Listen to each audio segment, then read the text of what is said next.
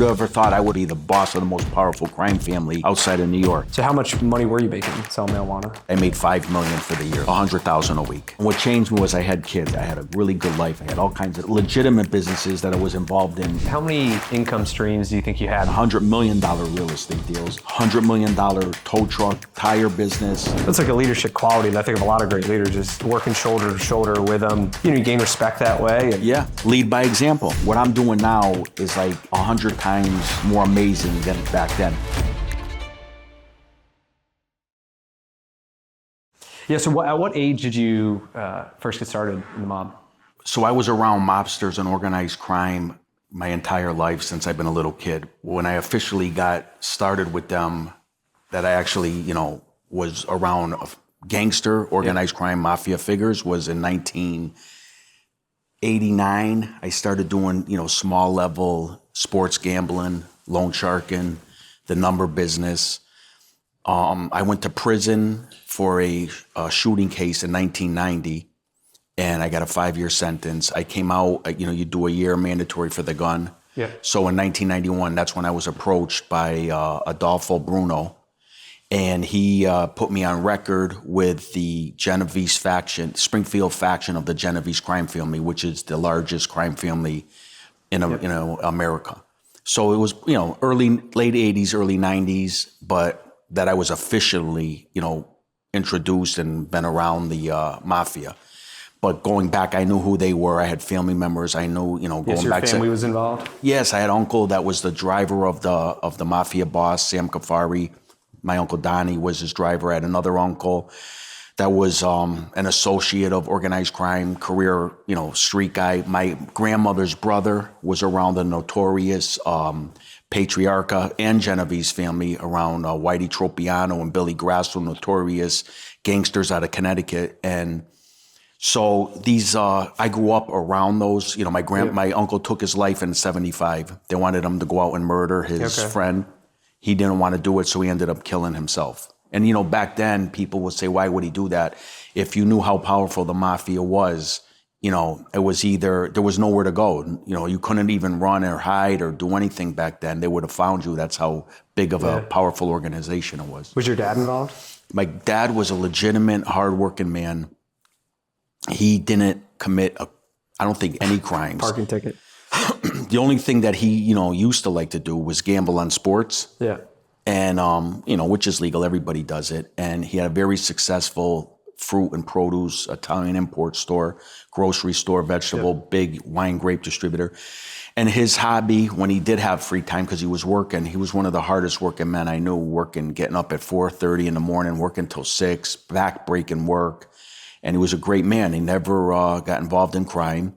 In fact, he always said for me not to get around, the mafia, organized crime, because in those days, Italian presence, you couldn't avoid it. Yeah. If you were Italian and you were a wild kid in the 70s, 80s, 90s, that's where you were going and headed. So how did he feel about it? My father? Yeah. Yeah, he always would reprimand me, punish me, telling me you're not going with them, hanging around, because I grew up down the south end of Springfield, Italian section. All the mobsters and gangsters hung around down there. So we were young kids, always being around them. They give you $20, go play the games, go do this, go do that. So my father said, you're not going to hang around down there. He used to come pick me up, drag me in the car. But as you get older, you become your own man. Yeah. And eventually, what ends up happening is the money on the streets was so profitable and easy to make for me. Yep. Not everyone can go out there and do that, but for me, it was very easy. And we were, like I said, he had a big wine grape distributorship, and he was probably the largest in Massachusetts, selling 40 trailer loads of wine grapes per wine grape season. And, I was working for him at the time. I was probably making not even $400 a week, and I was working 80 hours a week. This was back in the early 90s, 1991. So I said, Dad, I'll be right back. I went and sold 10 pounds of marijuana. Now in Massachusetts, if you get caught with 50 pounds or under, it's a misdemeanor. Okay. And it's a very profitable business. Like, you know, it's all legal today. Yep. And, you know, pretty much everybody smokes pot, sells pot, every, you know. Yeah. Thing. Well, back in the 90s, it was the same thing. They didn't care about marijuana dealers. They cared about crack cocaine, heroin, cocaine, murderers, Yeah. those type of things, right? So marijuana was a low-level offense. If you got caught with under 50 pounds, you were looking at a district court case, misdemeanor, you get probation, which I did. I got caught with 40 pounds and I was in district court, and 40 pounds got me nothing. The case got dismissed. So I said, Dad, I'll be right back. I went and sold 10 pounds. I made $400 a pound. I made $4,000 on the deal. I was back at my father's store in an hour, and I just made $4,000. Yeah. You know, and then from there it just went, you know, if I concentrate on that, which I did, you know, I can scale those businesses up and not look at any legitimate time in prison. You know, as long as you're not hurting anybody and, you know, you're just keeping it in a business model sense. And so that's what I did. It was nothing like, you know, my father was a great man. He had his business, but if I could have went in there and scaled his business up, we could have been like a Costco or a super food chain, you know, like in our area, Big Y, Stop and Shop, along those lines. Have you always been motivated to make money? Like from a young age, is that something that's driven you? You know, I wasn't really motivated. I was motivated. I liked being around money. At a young age, my father had like I said, a large business. He was doing a cash business back in the 70s of 70 to 80,000 a week in cash and food stamps. He served the poor immigrants and the poor people. So they all used to come to the store. You could buy, you know, $100 of grocery, where if you could get $500 worth of groceries for $100 at my father's store. Yeah. So at a young age, that money would come in, and every night, say he did 25,000 on a Saturday, we'd have to straighten out the money, put the ones, the fives, the tens, the 20s, straighten them out, put them in $2,000 racks. So at like 5, 6, 7 years old, I was helping him straighten out the money, counting the money, and being around money at a young age. It didn't, you know, so being around the money, you know, taught me, you know, being around that type of money. So I guess it wasn't something that, you know, it made me, you know, accustomed to that type of money. So my whole thing was I didn't have nothing to want for my family. I had food on the table. I didn't have any bills living at my house. So my thing was acquiring money. I was trying to do it, betting my own games in sports gambling. Yeah. Can't win, and you can't do that. So once you figure that out, you figure, well, if you can't win betting the games, well, what's the next best thing? Taking the bets. Yep. And that's what I did. So I got involved with the sports gambling, taking them. I was still betting the games as well, but I got involved with taking the sports and numerous other illegal rackets. As part of the Genovese, or kind of independently on your own first? Both. So when I got around the Genovese family, you're supposed to put everything you do on record with them. They're like your partner. Yeah. So I never did that. You know, I was always, I didn't like people on top of me, you know, answering to anybody. I didn't like that. I like being my own boss. And so you're supposed to put, even legitimate businesses, you're supposed to put, if I open up a nightclub, you're supposed to let them know. They're supposed to be your partners. Yep. In this case, Al Bruno was supposed to be my partner. But I never did that. I had nightclubs. I had bar restaurants. I had my marijuana business. They didn't get anything of it. A lot of my loan shark business, they never got anything of it. All my things that I did, like robbing, you know, hijacking numerous tractor trailer loads of goods, cigarettes, TVs, you know, stereos, food goods. They never got none of that. The whole time? The whole time. Okay. But they did get a large portion of my sports gambling. We are partners. My loan sharking, other loan sharking, we are partners. The number business, we are partners. Some legitimate businesses, we were partners. So it was enough to keep them happy, but still the mafia, they're very greedy, very treacherous. How did you get away with this? I guess I got away with it because of a lot of it being lucky, a lot of it being who I was. They just liked you, and they don't care about liking you. If you're not giving them something if they knew so they knew I was involved in the marijuana business, right? Now that's considered drugs. Yep. they're not going to be part of drugs. So that's part of the rules of the mafia. You can't deal in drugs if you're part of the mafia. They'll kill you for that. Nobody really took into account the amounts of money that you can make on marijuana. You know, everybody looked at cocaine. Yeah, you're going to make millions. You know, Scarface movie, all this stuff. You know, you're going to make all kinds of money. But I went to prison in 1990. I learned from old school, seasoned, organized crime criminals in all walks of life. Black, Spanish, Italian, Irish, all of them. And so they taught me, you know, like risk versus reward.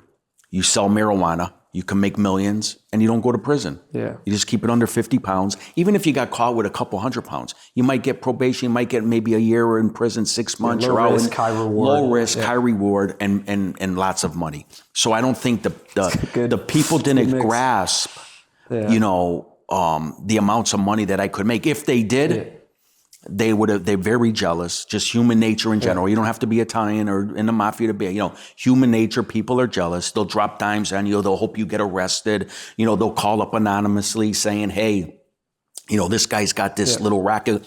But they didn't realize how much money I was making. And I lived very low key. So like I didn't drive the brand new Mercedes and I didn't walk around with the $3,000 suits. And, you know, during the day I was humble, walked around in sweatpants, did my hustling. Nighttime when I did go out, I went out of town.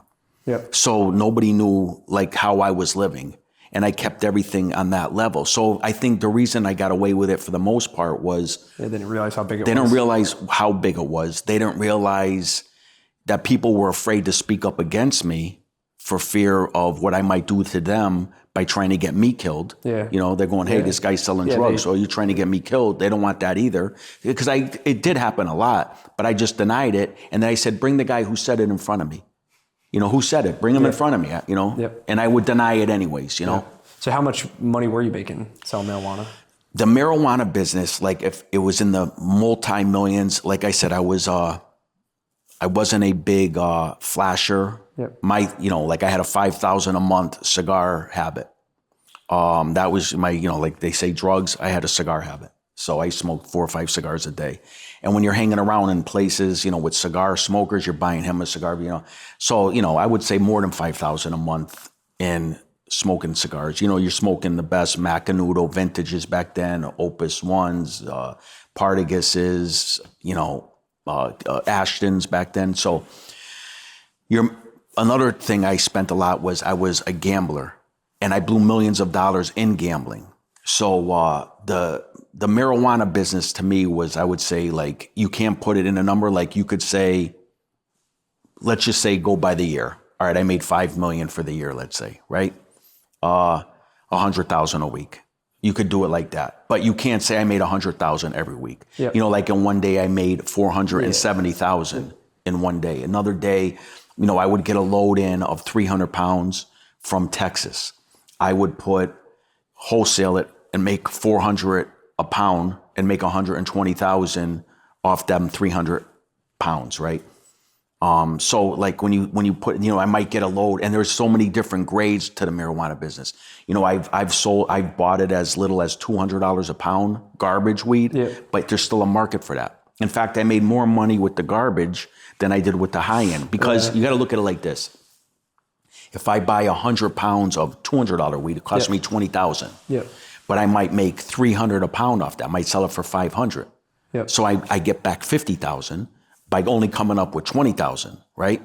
Now, if I have to buy 100 pounds of marijuana that costs me 3,000, same thing, 100 pounds, I got to come up with 300,000 to make, say, 500 a pound to make 500,000. Okay, I made a $200,000 profit, but I had to come up with 300 more capital, you know. So, but again, if you have the market for it, you're going to do it. And the market in that field goes to like the real garbage, which kids do it. You know, they smoke, kids, you know, high school, little kids and everything. They're smoking, hey, they got marijuana. They'll smoke anything pretty much. And back then it was like brown, seedy weed. And then it goes up to the next level a little bit. Now you're getting like the same thing, commercial. We call it commercial. Now it's a little bit more greener, but it's still that hard compressed and seeds. Did you grow any? So I had people that did grow. I was never a smoker, and I was never in. You were primarily wholesaling it? Yeah, I retail. Well, you could call both. Retailing it, mostly wholesaling, but I like the retail parts because I'll tell you why, you make more money. Yeah. So, I would keep guys, like I had one guy that would buy 10 pounds a month, but I made $1,200 a pound off the guy. Yeah. So I'd make $12,000 a month just off that one guy. And so now if I'm wholesaling, I'm only making $300-400 a pound. So, it's good to have them both. So of all the businesses you're involved with, was marijuana your favorite? Was that the cash cow? Yeah. So for me, the marijuana was the best, is street racket for me. It was the best because cocaine, if you get caught with an ounce, you're going to jail for a 5-year mandatory. 5 years mandatory, every day for day. And that's just an ounce of cocaine. Yeah. A half an ounce, you're getting a 3-year mandatory. So, how much money are you going to make on a half an ounce of cocaine? Whereas if you catch me with under 50 pounds of marijuana, I'm not going to go to prison. Yeah. So, it was just the risk reward. It was just like a no-brainer for me to get involved in it. The amounts of money, it was just like, it was like a dream come true. So marijuana was my go-to, but there's like the street stuff, again, with no risk, there's a lot of the businesses that are great. So back to your history. So you're building the 19 years oldish. You started something that range building the marijuana business? No. So I would say the marijuana, I started at around when I came home from prison in 91. That's when I blew up in the marijuana business. Okay. But prior to that, I was dabbling a little bit in different things. Cocaine, small levels, taking a little sports bets. Yep. Doing all that. But 91 is when I really... You go to prison, you learn... A lot. The risk versus reward from these guys. You say, all right, we're going to get in the marijuana. So you start to build that up. Right. But at the same time, then you're getting involved in the mafia. Right. And then I guess talk about kind of like, I guess your role in that and kind of how it evolved over the years. Because eventually you ran Springfield, right? Yes. So kind of like walk me through kind of how all that happened. So it kind of happened, like when they say you chase something, you don't get it. And then when you don't want it, it comes to you. When you're not lustfully and thirstfully chasing that, whatever it is, money, a woman, success, and it always evades you, Okay, so that's pretty much what it was with me. I was making so much money that I didn't need the mafia, okay? But again, I'm Italian. I was a violent guy growing up. If you messed with us, we had street gang fights and everything. And so if you crossed me, I was capable of violence. And usually with weapons with me.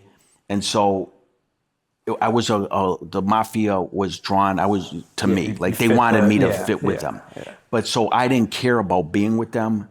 It was nice, the fact that you got this brotherhood and camaraderie and that part of it. But every Italian that's a guy like me, a street guy, their ultimate goal is to be a made member. Yeah. If you're not going to be a made member, you're wasting your time. Like if you were I had a friend of mine, he was a half Italian, half Dominican. And my father used to tell him and say, my son is dumb getting involved in this life. He goes, but you're stupider than him because at least he can get made and be a boss and be a made member. You can't even get made. Yeah. And my friend looked at me and he goes, your father, he goes, I feel like, he's so right. He goes, what the fuck am I doing? Like, cause that's what you want. You want to be, rise. Yeah.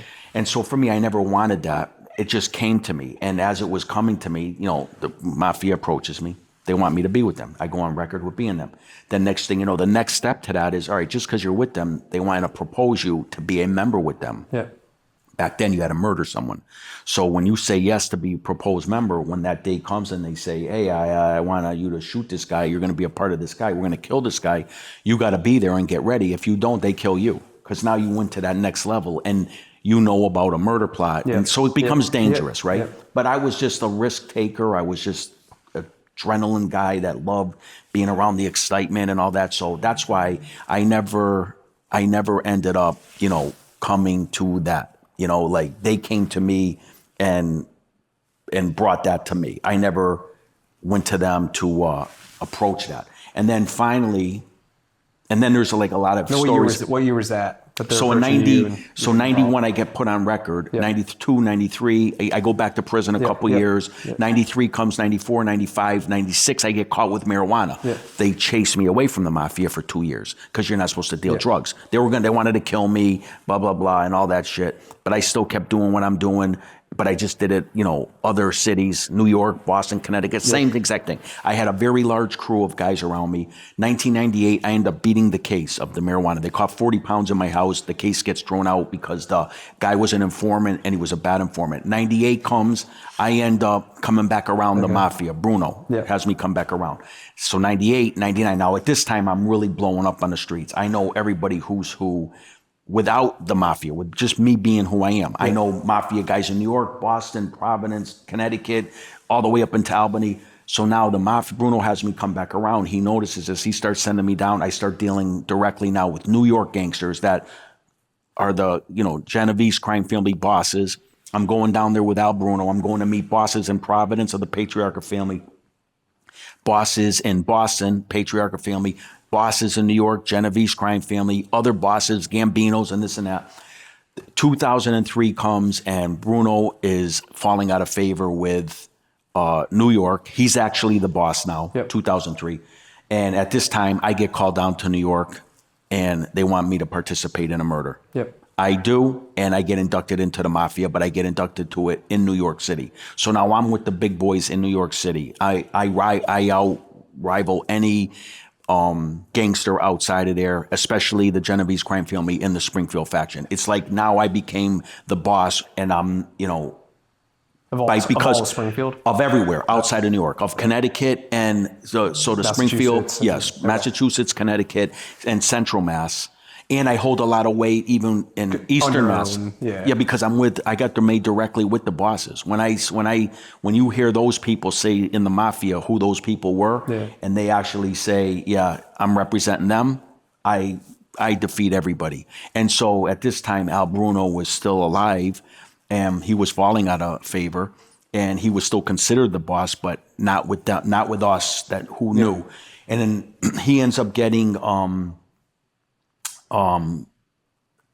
labeled as an informant. There was a FBI report that circulated. He was on it talking to an FBI, so they want to kill him now. So we have to end up killing Bruno. And that, there was just a lot of law enforcement. Like I said, that's risk reward back then. Now it's risk. There's no reward. Once you do the violence, it's over. Once you anybody that's involved in that life knows it's nothing. Go to jail for a few years, 5 years, even 10 years, but you made 20 million. But once you murder and, it's like your life is over, because now if they catch you, you're never going to come out of prison again. You're going to get those 50, 60-year sentence or life. So, and that's how I ended up taking over Springfield from 03 to 2010. It was, I was the boss of the Springfield faction, Connecticut faction of the Genovese crime family. Okay. And then, so talk about some of the size and scope. So how many guys reported to you or under you? So the way I look at it is, this was an article that came out in the Boston Herald front page newspaper in 2006. And it said that Western Mass and, Connecticut that we controlled had more made members and associates than any organized crime stronghold outside of Italy, including the Bronx and Brooklyn, which are known for being mafia strongholds, right? And they said we had more mobs. So we had, a few dozen made, I would say, like, counting the Patriarchas and the Genovese and throughout Connecticut where we had it, a few dozen, three dozen, 4 dozen made guys. But I'm talking thousands of associates. Guys I said that were proposed, associates of those. So we had thousands of them. Street level guys. Yeah, street level. Like collecting money, whatever they're. Sports bookmakers. There had to be over 100 sports bookmakers that I know of outside of New York. Just, sports bookmakers. Then you got loan sharks. Then you got guys in the numbers business. Then you got guys in the gambling, the joker poker, the vending business, the slot machine business, right? So, there was, and what I always say is I never thought of myself as a superior to any of them. the reason I was so successful in being involved in that life was because I treated my guys as my friends. They were my friends. So I never would use authority to, like, you report to me. Yep. Even when I became a made member, I never did that. You were my friend. If we had to go and participate in an act of murder, I went with you. I didn't say, hey, you go and do that. If we had to go give a guy a beating, let's just say, Yep.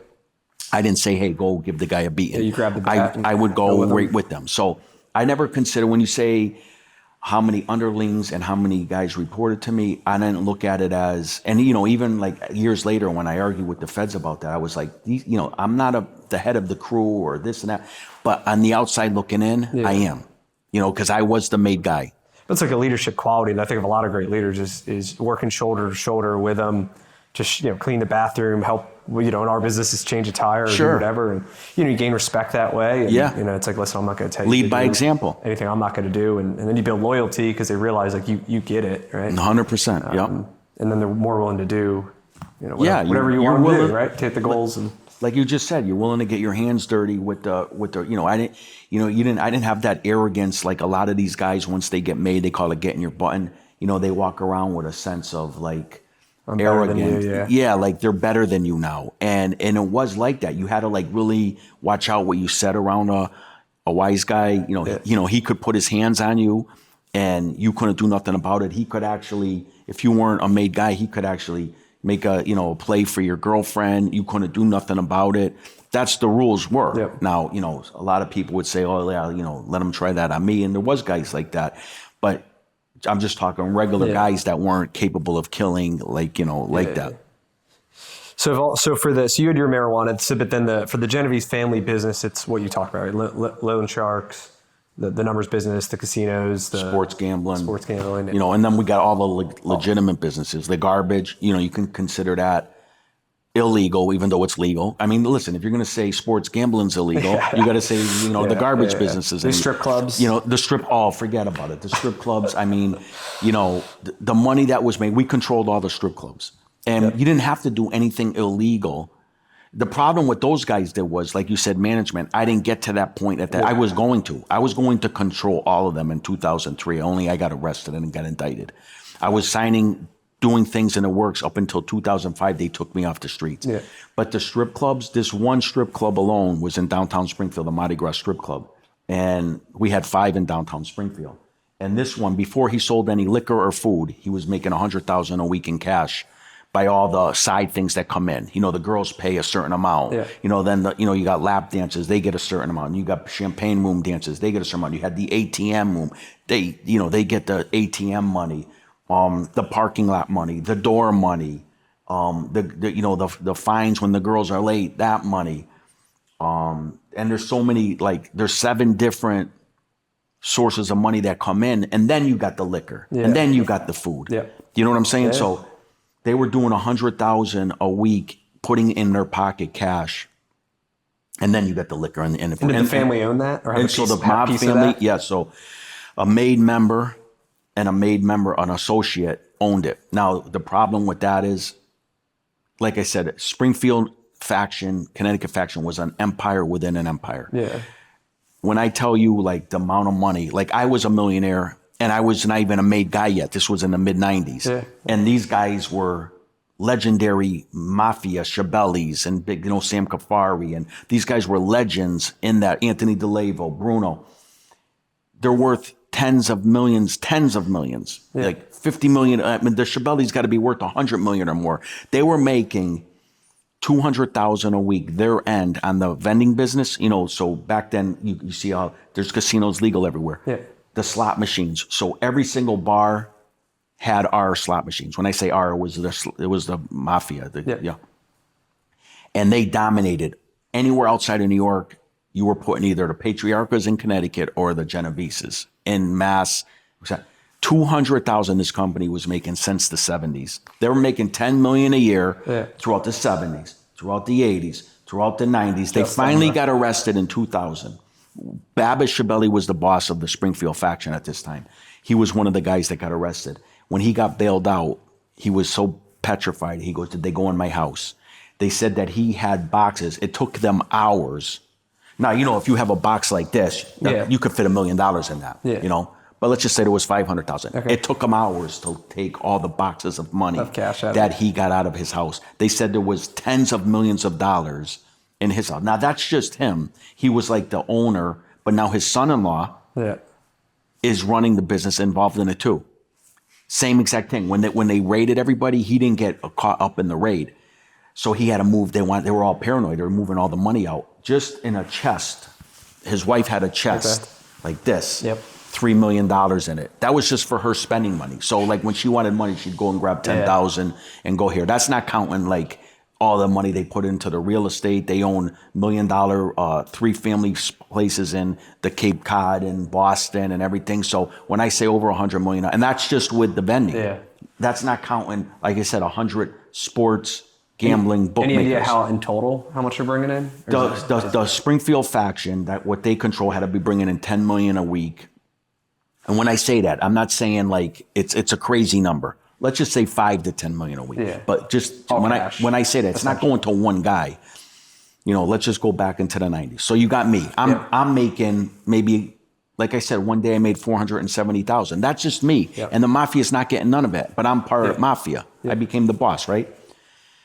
They had hundreds of sports gamblers. Now, a guy, I'm talking lucrative. When you're a sports bookmaker, I'm talking sports bookmaker. I'm talking lucrative ones. So he's got to be, he's got to be making a couple million a year. Some of the big ones even make more than that. But let's just say a couple. Yeah. You're making 40,000 a week. Then you got another, so you got 100 guys like that. You know what I'm saying? So 20,000 a week, and you got 100 guys. There's 2 million just off sports gambling. And I'm not exaggerating. There was 100 sports gamblers throughout Connecticut, Mass, and everything. So what do all the splits look like? Because you got all these people involved, right? You're somebody who runs it. You've got the crews. You've got the different levels of bosses. Like, I'm sure like a royalty system. Like, how do you determine how much money you kicked up the chain? So again, like I said, being the ultimate goal is being the made guy, because once you're the made guy, you get a piece of it. Well, no, now you get better. It's networking. So now you're around, like I said, all the in our empire, within the empire, you're around all the guys that are worth tens and hundreds of millions, right?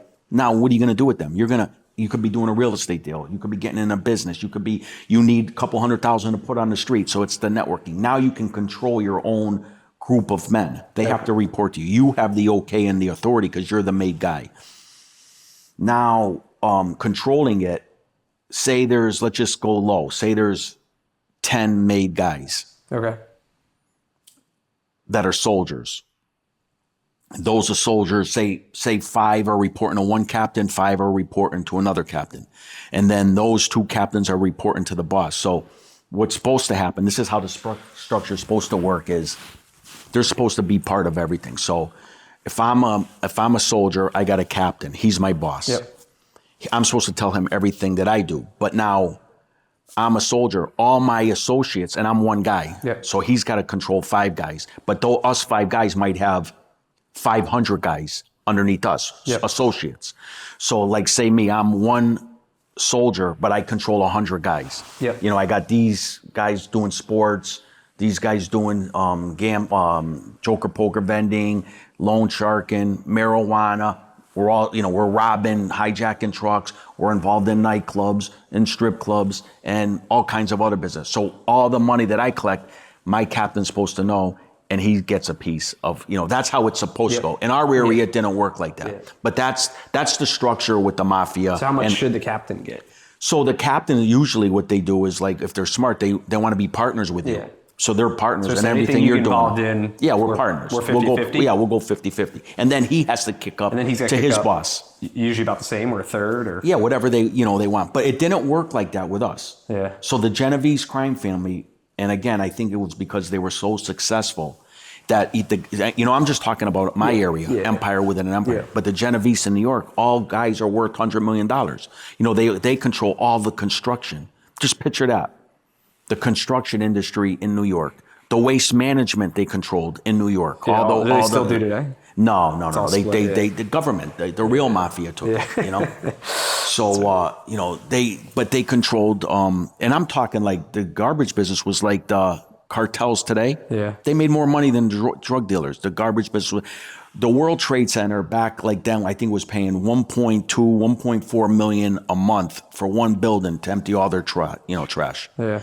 When the mob got kicked out, BFI, Waste Management, all the big companies went in. They charged the Wall Street, the scrapers, 250,000, 200,000. 2-3 years later, they were back up to 1.5 million. So they kicked the mafia out, and then they went in and took it all over. So all I could say is in our area, we never sent any money down to New York until a greedy boss got in there by the name of Artie Nigro. So in 2003, Artie Nigro becomes boss of the Genovese You didn't have to faction. send any money to New York? No, New York never got no money. Why? So these guys they were mafia guys. They were a faction. Yeah. And so they had their own territory to control. Yeah. And they got the okay. The bosses give them the okay. This is your territory. You run it. The only thing that they get involved for in New York is when you want to make new guys into the family, and when you want to kill someone, you have to get permission from New York, right? Other than that, it's all your rackets. Now, if a beef comes up over with another family, then if it's something they'll step in, they step in. Now, what did go down to New York, and this is all because I brought it down there. Yeah. Bruno would send a van full of 50,000 worth of Louis XIII cognacs, all expensive wines, homemade wines, like we're at a winery now, all homemade wines that, a lot of Italian immigrants made. He'd send boxes of gallons down there, all homemade Italian cold cuts, the homemade salamis with none of that preservative shit in it and all that. Cigars, boxes of cigars. So, I went with him. When we used to go to the liquor store on Christmas, our bill would be like 60,000. I would spend like 30,000 every Christmas, like give your friends a bottle of this, a bottle of that. I need stuff from my own house. And Bruno's did the same thing, spend 50,000. And he'd give it away as gifts. And a lot of it went to New York. Those were like, gifts that he always told me, if anything ever happens to me, make sure you always keep sending this van down. I used to meet with the boss. I used to go to Chin Gigante's family's house. He was the guy with the bathrobe that used to walk around and be the boss of the Genovese crime family. I went to their restaurants, the Gigante's restaurants, and these were the bosses of the family in New York. So I know what they get, but no money was sent. They never came up with an envelope. They never sent an envelope down. And I know this to be true because I'll tell you why. I became boss in 2003, but not only that, when Bruno became boss in 2001, that's when payments started going down there because Bruno added one more racket to us, extortion racket. We never did the extortions. That's another thing that causes heat. That's violence. Yeah. When you go to a guy, like if you're a businessman, I don't know, say you're worth a few million. I come to you and I say, Brian, let's, I got a deal me and you can make some money on. Yeah. I think we can work good together. I think we could help. Let me know if you're interested. The only thing is, we need a little, maybe you can come up with the end, we'll split it, and then you get your money back and blah, blah, blah, right? But it's a way to come up with you as a partner, right? Yeah. Now I come up to you and I say, Brian, you're involved in in this restaurant. We want $2,000 a week from you. It's not, you don't feel the same way. Yeah. Now you feel like, even if you're making $1 million a week, why do I got to give you $2,000 for nothing? Yeah. So there's a way to approach people. Bruno came up with this thing, extortion. He was going to all the business owners that had nothing to do with the mafia. Yeah. They were just Italian restaurants, making them pay, making nightclubs pay, and the street guys, drug dealers and loan sharks and sports bookmakers. And next thing you know, we're making $50,000 a month, right, in a short period of time. But now we got FBI, state police all over us because everyone, they're all running to the cops. Yeah. All these businessmen now, like I just said, are saying, hey, I'm being extorted. And it wasn't the fact that they were squeezing them. It was the fact, the insult of you're going to a guy that's worth $20 million and you're telling him to pay you $500 a week. It's like a spitting in his face. Yeah. It's disrespectful. And if you went to the guy, when we did do this, you go to the guy and said, hey, listen, we're going to open up something in the Basketball Hall of Fame in Springfield, Mass. Yeah. So they wanted $2 million. You had to have a $2 million, how you were going to plan this. We were going to do a sports bar restaurant when they first opened the new one. And so a guy sitting at the meeting and he says, how you going to pay for, what's your, goal? He goes, I'm going to so how are you going to finance this? Yeah. He said, I'm going to self-finance. You go, you're going to self-finance $2 million? He goes, yeah, that was the strip club that we had. He was, yeah, we're going to sell, but they don't let him in because of the strip club. They don't want that, the Hall of Fame basketball, they don't want that mixed up. So there's a way that you can go at it, and no money went down. When Bruno took over, we were making $50,000. He was sending around 12 to 15 of that to New York. So that was the first time. So they weren't really making any money. I mean, no, we were making 50. 50, but then you're making 35 a month or whatever. Yeah, we're making 30. But for all the heat. For all the heat that it brought, it was like, way more. It was like, and then what he was doing with it, there was a dozen made guys and associates. He was giving everybody, instead of taking it for him, which, I'm not saying he took it all for him, but he was sending it to New York. Then he was giving it to guys that we were looking to he wanted to kill. And these guys are made guys that are millionaires. Yeah. And you're giving them part of the money. What are you doing? And so, so it was just the extortion. But getting back to what you said, no money went down there. And that's proof that. Did you stop that when you became So when I became boss, what happened was the 50,000, we stopped the extortions of, like, say, the restaurants. Yeah. We kept doing the loan sharks. The loan sharks in the sports bookmakers. But there's a way to approach them too. Like, I can get into this all day long with you. You can do business with them. But so when I stopped, I was only sending 6,000 a month. So I lowered it but we weren't taking in, say, the 50. But when I took over as boss, not only did I have all my rackets, but now I got 10 times more rackets because Bruno's no longer there. So no, I'm not longer sharing the numbers with him. I got sports gambling, the loan shark and everything. He's not getting a piece of that. That's all mine. New York didn't get any of that. I didn't give New York a penny of that. So that's how I know for a fact. And, like going back to the sports gambling, you could go to a instead of shaking them down, you could tell them, hey, give us edge off. So you're doing, give us plays every night. Give us 1,000 a game, 2,000 a game. Give us 10, 15 plays a night. You don't have to pay us anything. And then you could also tell them, I came up with this. We were using overseas to do our sports now. Back then it used to be people answering the phone. Okay. But now around 01-ish, I was using Costa Rica.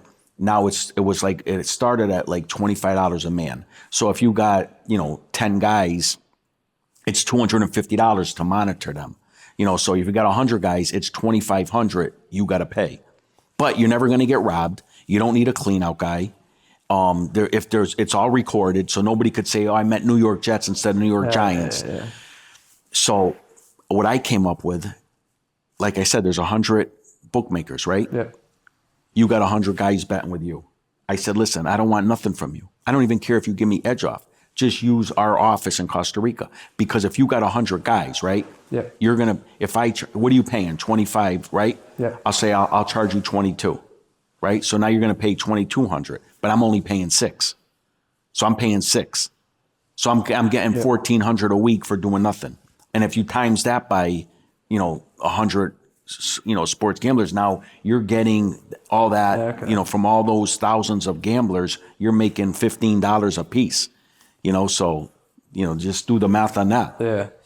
So what was your, I guess, internal from like a tracking or keeping, you had all these different things going on, your real good books and people that you trusted for tracking all this, or is it?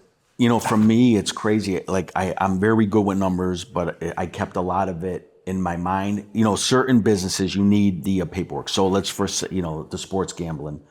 You need pluses. You need to do the work every week. So it's, I don't know, you call it a P&L sheet, whatever you call it for business. Yeah. Ours is, all right, the week ended, we won 87,000. Who won? First of all, who lost? Yep. Right? And then who won? Yep. And then what did we collect?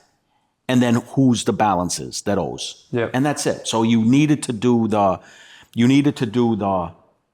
work every week just to say, okay, we got 100,000 in the bankroll. We just won 87, so we should have 187. But these 3 guys were a little bit short. So instead of having 187, we got 175, but we're owed 12,000 by these 3 guys. Yep. Okay, so those are balances. So those people know they owe us the money, and they're still betting, but maybe they lost 22,000 and only could come up with 17 that week. No big deal, right? And so that's what I mean by something like that. And then loan sharking. You need, the master sheet of like everyone that, because if you got like $1 million on the street, which I did like throughout different loan sharks, you need to know who, owes, and you have to do the same thing with them. All right, so we got, 100,000 on the street. We're averaging 4 points, so we should have 104,000. Yep. But guess what? Is that per week? 4 points a week? Yeah, 4 points a week. So we got 104,000, but we only got, say, 92,000, right? Because we gave for a 12,000 out or 94,000. Yep. So like, in other words, we ended up giving 12 more thousand out. So now we got, instead of 100,000, we got 112,000. Okay. And now we got that at 4 points. So you need to do the work every week just to see who pays back and who doesn't. And just to keep your numbers with that. Vending business, you don't need nothing. You just need someone going around paying and collecting, the machines. I come in here, there's the machine. We might have 3. Open them up. There's 6,000 total. Give the bar owner 3. We take 3 off to the next spot. So you just need somebody to go around and pay it. Same thing with the legitimate industries. You know what it is? It's just, it's good management type. It's getting the right people. And don't forget, everybody wants to make money. So it was like we were considered ultra entrepreneurs, street entrepreneurs. Yeah. So everyone would come to us like they're going up to the Shark Tank looking for, pitch can you help me? Or Yeah. either pitch us on an idea or pitch us on, can you anything extra for me, on the side? I'm willing to work, do whatever. Yeah, I need someone to answer the phone. I need someone to go and pay and collect on the guy. And we give somebody $500 a week cash. Yeah. Our phone guys were making $700 a week cash. The guy collecting and, going around collecting the 100 guys was making like $600-700 a week cash. This is back throughout the 90s, 80s, so we're giving people jobs. We're giving people, when they come to us, they can't finance a deal. We're giving them opportunities and we're going partners with them. We're involved in all legitimate businesses. And so what I think, it doesn't get confusing. It just, what we like to do, what I like to do is, it's like, yeah, do what you got to do. I don't care. What do we make this week? Yeah, all right, whatever. I don't want to know nothing. We made 10. Give me my 5. See you later. I'll see you next week. And it's like that. And you don't bake on the guy robbing you because of who you are. Yeah. Another guy, regular businessman's going to be like, oh, no, we need to check this. And you need to sign. We don't need to sign contracts. We don't need to have something in writing. If you don't pay us, our bullet is the ultimate betrayal you're going to get back. You could get back. So and I tell you the truth, there was more honor working with a lot of those guys than working with the legitimate world. The legitimate business guys, when you're working with them, they're like, they think they're trying to get over, but they're trying to do it with pens instead of guns. Words and contracts. Words and got you. I got you with this, because you didn't do this and you worded it like that, so now I got you. And, it's a very treacherous world, especially I never had a legitimate job in my life. Like I said, I worked for my father and I worked on the streets. And, I would put go get somebody that knows how to run businesses and run the businesses that we did. I mean, they're very, they're just not easy businesses to stay on top of and run. But when I did come home from prison in 17, I had to get my first job working at a car dealership. And let me tell you something, same exact thing, treachery in the workforce. They're trying to steal your jobs, steal your customers, backstab you, go to the boss, tell on you, trying to get you fired, almost fist fights going on. I mean, so it's a treacherous. I give credit to the worker and the workers in life and the people that, are doing it the legal way. I give them a lot of credit, and especially ones that can become entrepreneurs and figured it out, because the 9-to-5ers are all end up slaves, and that's just the system that they became. And the entrepreneurs that actually figured out, the entrepreneurs that figured it out legitimately are just like us, street guys. Only they didn't do it the easy way. We did it like the really easy way. The entrepreneurs figured out how to do it the easy way, but legally. Did you ever have people stealing from you? Of course. Al Capone, John Gotti, the most notorious killer in the world, would have people steal from them. There's just people that will do it. And you will, yes. I could tell stories where guys have gotten killed, not by me, along just for stealing, but, that have been severely beaten. It does happen. And it does, like I said, you will have guys do that. That's why they usually make an example out of them. And look what happened to him. He got his fingers chopped off because he stole. So the next guy's not going to do it, you know? But yeah, that will happen. Yeah. So what's like what's one of the craziest stories you've got, or laugh out loud moments? I mean, my whole life was crazy stories. I mean, like, What about like a negotiation? Like blowing 70,000 when I was 16 years old as a young kid, going to prison for coming back with my uncle at 16 years old with 5 kilos of cocaine in the car, and he was bringing them back, so my whole life was just a crazy, who would ever thought I would, my father's a fruit guy and a produce guy. I'm going to be the boss of the most powerful crime family outside of New York, And, so my whole, the amounts of money that I made, insane amounts of money, the amounts of violence that I got into facing a death penalty case. So my whole life is considered, a crazy lifestyle, even up to this day. I mean, it's just, it's in a good way, but it's still it's just my life. I think it's going to be like that until the day I die. Just, crazy stuff is going to come my way for whatever reason. And so then, let's walk through, what was the moment that you knew, that life was over and that you needed to start to, look forward to the next chapter? So I knew that life was over when I got involved in murder in 2003. And so I knew at that moment it was over, because going to sleep at night when I'm making millions of dollars and having no risk was easy. I sleep like a baby. Even after murder, you sleep like a baby. But the difference is, you always have that thought, is tomorrow going to be the last day I ever wake up and I'm going to see freedom? Because when you get caught with murder, like I said, you go to jail for the rest of your life. And what changed me was I had kids. I had a son and 2 daughters. I was married. I had a really good life. I had all kinds of businesses. I had legitimate businesses that I was involved in, $100 real estate deals, $100 million real estate deals, $100 million tow truck, tire business. I was getting involved into some major, because of the networking, and we had all the Costco's. If you had a product, we could get you into 250 Costco's. I mean, we had all the ATMs.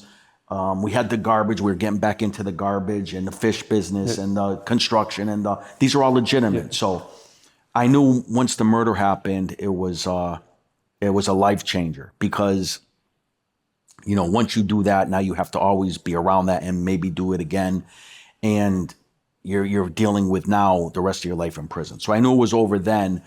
I came home from prison in 2008, and I kind of got lucky. I beat a case. I picked up 3 indictments, got 3 to 3.5 in the state, 29 months in the feds. As I'm doing the time, I get indicted with the state case. I go to trial and I beat it. When I come home in 2008, I thought I was never going to get out. I did. I got out in 2008. And it was like, that's all I want to do. I want to be around my kids. I had, my family, making legitimate money, and pretty much stay away from that. But I ended up getting indicted in 2010 for the murder racketeering case. And now I had already wanted to get out of the life and be with my family. But now this is just the final straw. That was that the murder of Bruno? That was the murder of from Bruno. 2003 to 2010 is when I got indicted in 2010 for that murder. And a racketeering case. From 7 years ago. Right. So you get indicted for that, and then I guess it was through that process that you decided you were going to become an informant. Yeah, I don't call it an informant. I became a government witness. Informant is someone that was out there wearing wires and acting as a spy to tell the government. Yep. I considered what mine was. After I got indicted, I was shown evidence. Yep. I had dozens of witnesses against me, 4 of them that were involved in the murder. My boss from New York, Artie Nigro, put me around a man that was a known informant. He was an informant, informing on guys, acting as a spy, wearing wires. Okay. And I asked permission to kill him. I mean, this guy knows stuff that could put me in jail for the rest of my life. They wouldn't give me permission. Artie didn't give me permission. So when I went to prison, we had all these witnesses. We had the 4 guys that could put us directly with the murder. It was a death penalty case. And then to cap it all off, my lawyer from New York comes up and says the bosses in New York are worried sick. I said, what are they worried about? They said Artie, who was the boss, Artie Nigro, he's not in the system. What that means is that he made a deal. He cooperated. When you're not in the system, they take you out. So I'm thinking, bosses are flipping all the time now. The mafia bosses, you hear that all the time. And So I said, if they're worried, what should I be? I'm second on the indictment looking at a death penalty case. He said, well, let's just wait and see what happens. And so that was the last straw for me. I said, fuck this. I'm going to make a deal. And, and I looked and I tried to make the deal with I had 3 crew members that were from Springfield faction of the Genovese crime family. I sent word for them a month and a half before I even made any deal. And this is all in public newspapers.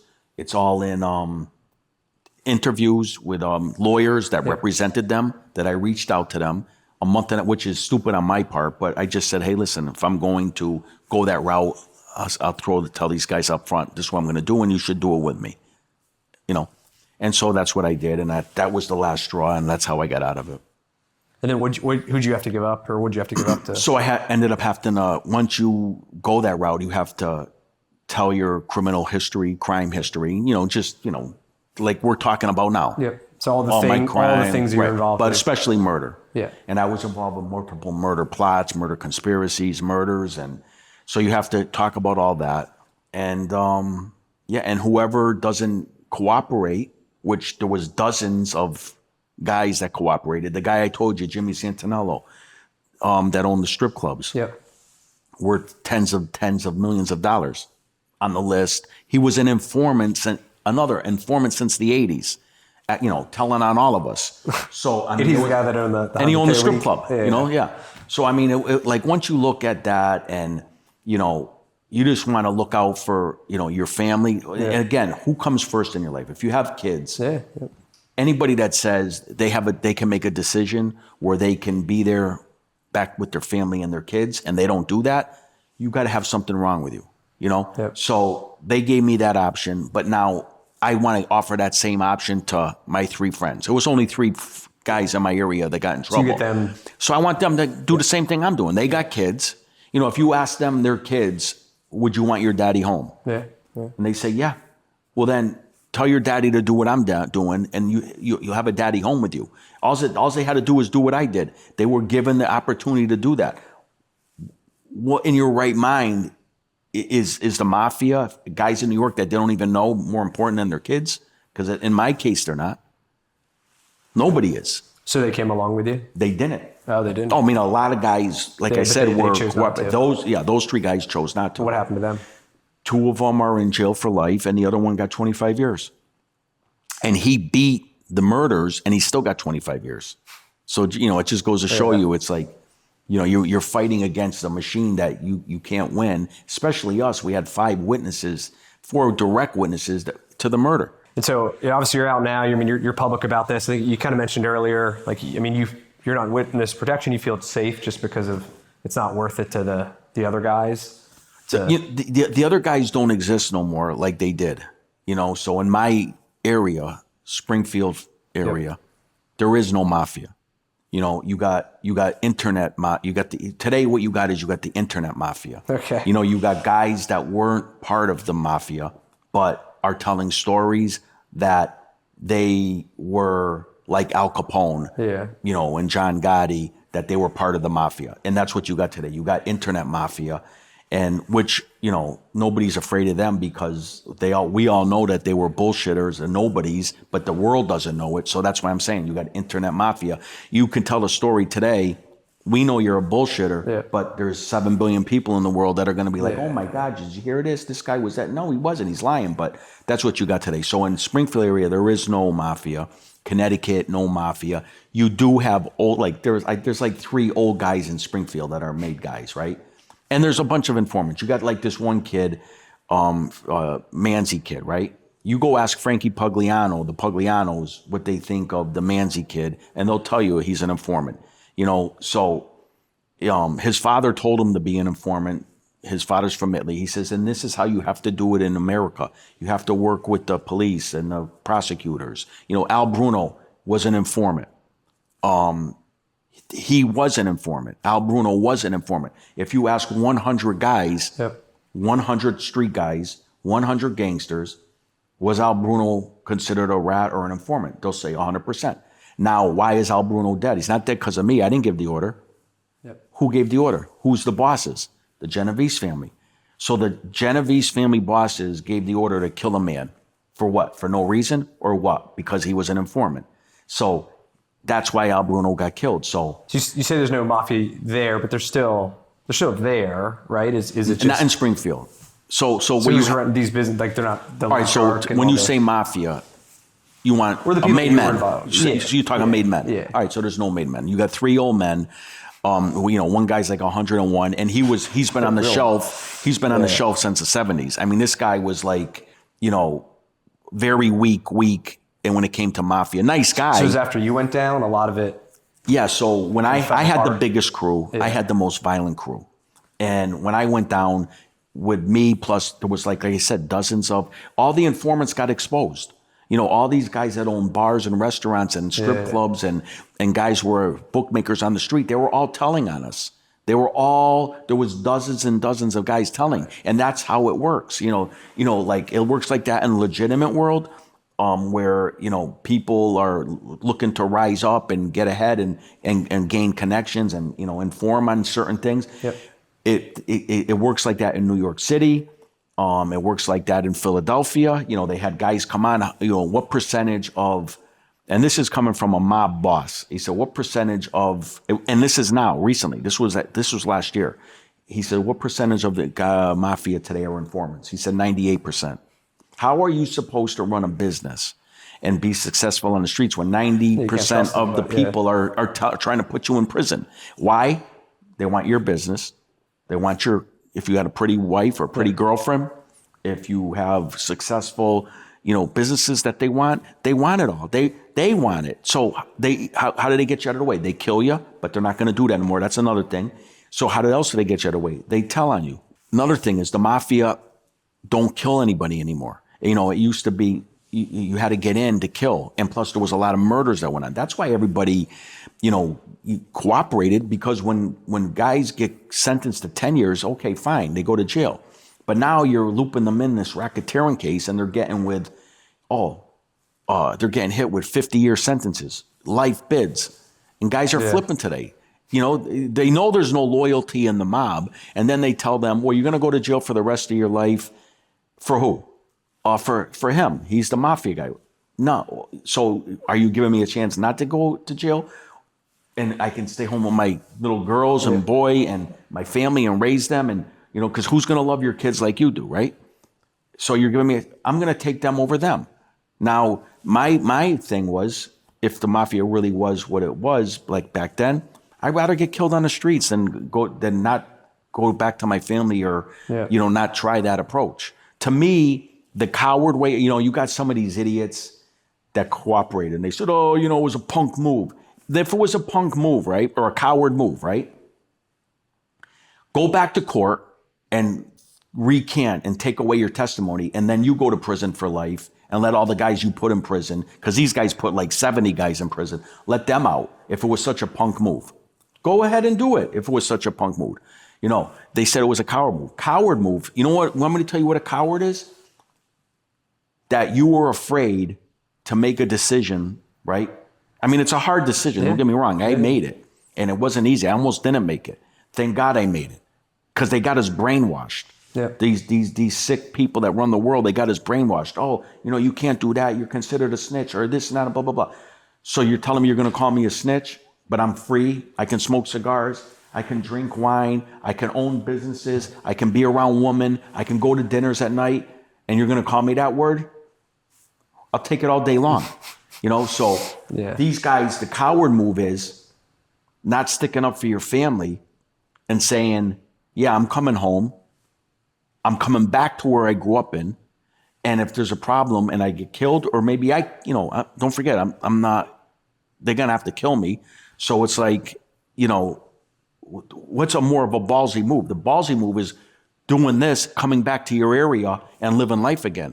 The easy way out is getting led to court and saying, yes, okay, I'm going to roll the dice and try to beat it with a jury. And then if not, I'm going to go to jail for the rest of my life. Yeah. And then your kids are out here. Who's going to watch your kids? You think someone's going to care? Who's going to send you money? Ask these idiots that are in there how much money, who's taking care of them with their money. Yeah. You know what I mean? So kind of as you kind of look forward here, what do you think some of the biggest challenges you're going to face are in terms of like building the business? Like you said, it's, there's a lot of other ways people, try to get over on you, and just, I don't know. How do you kind of see this going forward?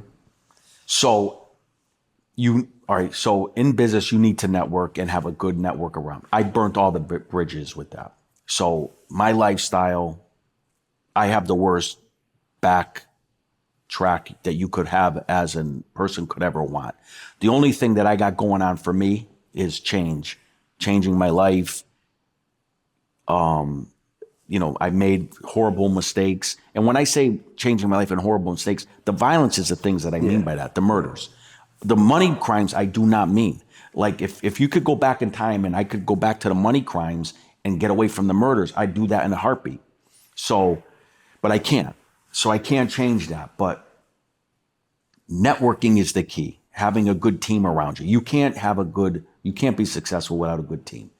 So I can't build that network where I'm from. I'm doing it and I'm doing really well at it, and I'm living but it's so hard for me to do it now. It's like, you talk about being an entrepreneur. What I'm doing now is like 100 times more amazing than I did back then, because I burned up all my bridges. When I go to a guy and I want to do business with him and they Google me and they see who I am, they run. Yeah. I take a girl out to dinner and we have a great time and she likes me, and then she Googles me and she's like, oh my God. Yeah.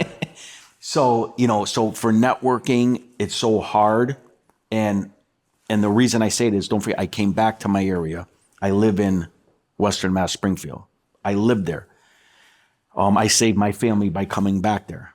My mother, my sister, my son live with me. I saved them. And so I felt like that was a duty that I got, and I did it. So now I'm actually stuck in my area, but I'm doing good. And so networking is the key. It's hard for me. And what I'm doing is networking, but I'm networking from afar, like out the outer area. And I don't have to go too far. And I'm doing great. What I have now is I have quality friendships over quantity. I have people that are really like I'm doing a lot with helping the youth out in boxing. I'm involved with that. I'm sponsoring all these young kids, keeping them off the streets, telling them, this one kid is 14 years old. He shot a guy, telling them that's not the right path, getting them into the boxing, teaching them, which they don't teach us in school, is anything, how to make any money, how to balance, good credit versus bad credit, how to budget, be successful, how to be an entrepreneur, how to go out and get away from that 9-to-5 slavery. How, the majority of people don't need, they don't teach you anything in school. Yeah. So these kids, especially that aren't even going to school, are getting taught nothing, as far as, that's why I think the streets are so good, because you're around money and action. And, they always say street smart people are way better than the book smart people. And that's what they mean by that. You're around money, you're wheeling and dealing. Even though they're selling drugs, it's still a business, and they're trying to, market their product. They got competitors. They're trying not to get killed. They're still involved out there. Whereas at school, they're teaching them nothing. They're teaching them how to be obedient and to get ready to go to your 9-to-5 job. Yeah. So it's hard. It's hard for me to network, is what I'm saying, in my area, but I'm doing it. Yeah, good. Let's talk about the wine business. Yeah. Why did you decide to get, I know it's got kind of your family roots, right? Your dad, talking about the grapes. So tell me about the wine business. The wine, I'm very proud of my father. He was a great man. He was a hardworking man. I felt so bad that I couldn't help him more. It was just back-breaking work. It's just work I couldn't do. And, we could have took it to the next level, but like I said, I was making too much money, but I loved that man. He died while I was in prison. It was the worst thing I had to go through in life. They let me go see him. I had 15 minutes shackled up and I had to see my father dying in bed. And so I just was so proud of his lifestyle. His mother and father, hardworking people, his sister, my aunt that died. I just was so proud of him and the way he worked. And one of the biggest things that he was known for was he had the biggest wine grape distributorship in all of Massachusetts. And we were making wine. I remember at a young age, don't forget my grandfather was making it, my uncles, my father. So we'd be sitting at the table. I'd be 4 or 5 years old drinking. They'd give me a glass of wine and, eating with the table. And we grew up and, working, selling the wine grapes. So to me, getting involved in this wine grape industry is for my father. I'm not going to say I'm changing my life and one of those guys and this and that and blah, blah, blah. I'm changing. The fact is I regret all the violence I did. I'm trying to make it so my father can see that I'm going into, a better life of living. Yeah. And, one thing about the wine, so I'm doing it. I love the fact that my father is kind of like over my shoulders and I know he would be happy because he wasn't happy when I got involved in the mob. I told him I got inducted into the mafia, and he was like, "Oh, what'd you do that for?" You could just see that he was hurt. He was disgusted, and not like he was disgusted because he knew what it meant, like pretty much, what it entailed. Yeah. So, and another thing I like is, we're growing our own grapes in America, in Maryland, and it's going to be a product that's made in America, and you see these other guys that are growing.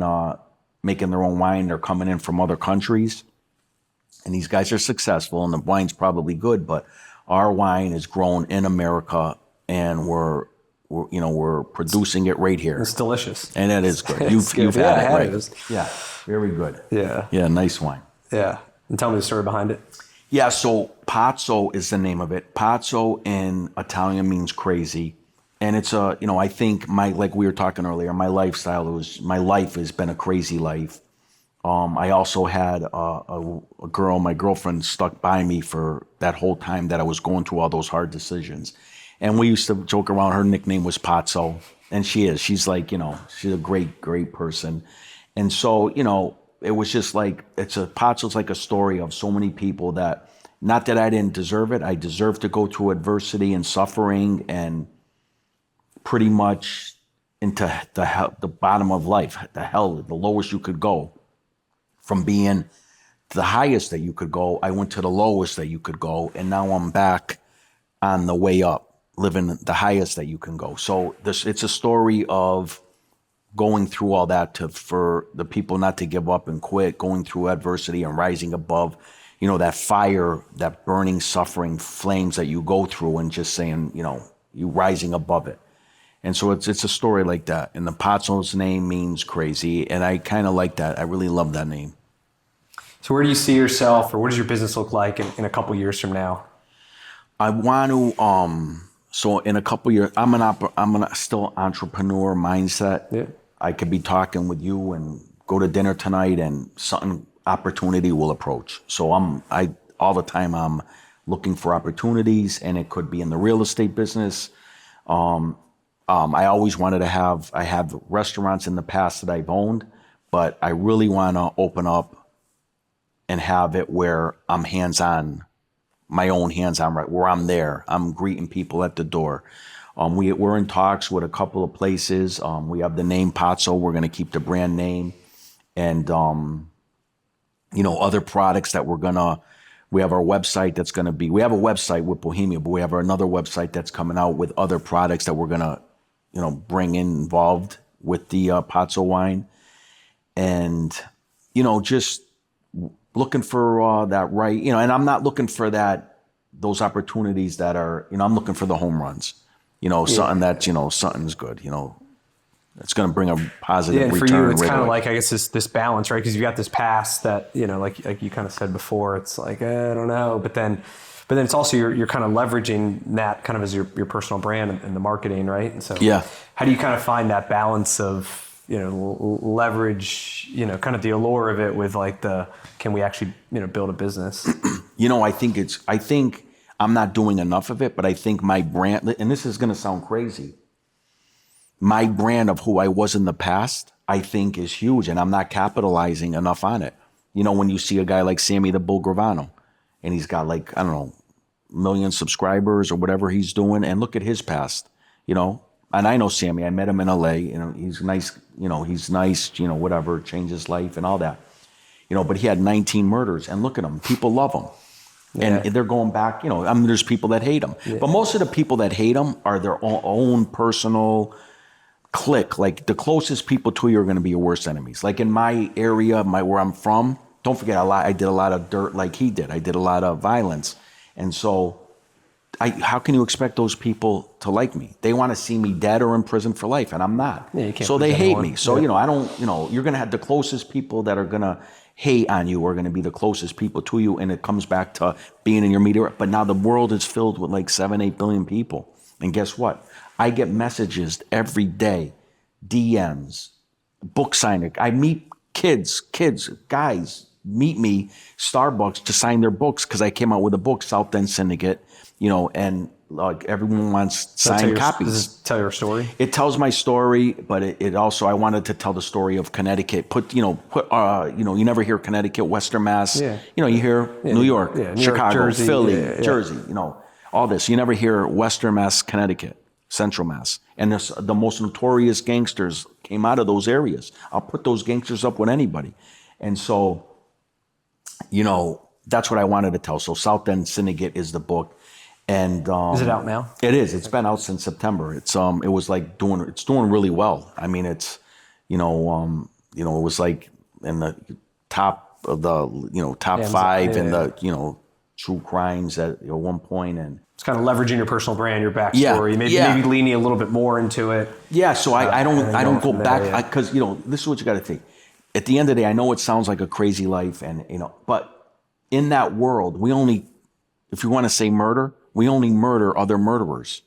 So I think the public looks at that and they say, okay, if I was driving down the street and I was drunk and I ran over and killed a little kid, I would want to kill myself. That would be hard to live with. Yeah. But if you tell me I'm in the mafia and I got an order to kill another mafia guy that killed 5 other guys and I shoot him, I'm going to be okay with it. Okay. And I think the public looks at it that way too. So I think that my brand, what I think is I can capitalize on my brand nationwide, worldwide, and make lots of money and opportunities doing it.